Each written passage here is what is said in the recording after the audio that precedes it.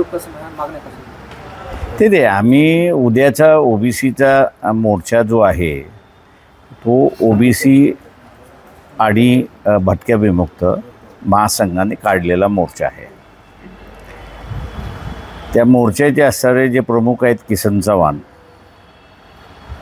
आणि जिल्ह्यामध्ये त्यांनी असणाऱ्या कमिट्या स्थापन केलेल्या आहेत। त्यांनी मला असणारं निमंत्रण केलं की मोर्चाला आपण यावं।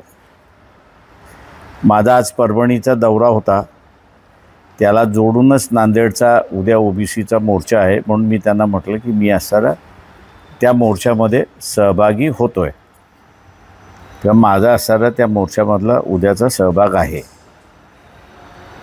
या ओबीसी महासंघ आणि भटक्या विमुक्त ओबीसी आणि भटक्या विमुक्त महासंघ जे आहे त्यांची जी मागणी आहे की 2 ऑक्टोबरचा असणारा जो GR आहे की ज्यामध्ये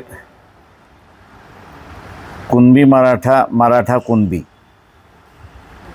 यांना कुणबी म्हणून ग्राह्य धरण्यात यावं,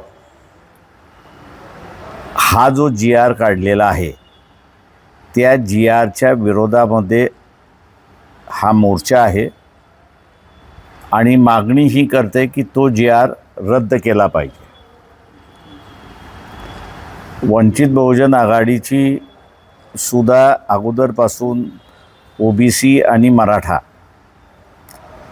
यांच्यामध्ये जो तणाव चाललेला आहे त्याच्यावरती घेतलेल्या भूमिकेशी सुसंवाद आहे की मराठा समाजाला ओबीसीमध्ये अंतर्भूत करता येत नाही आणि करण्याचा प्रयत्न केला तर सुप्रीम कोर्ट ते मान्य करणार नाही।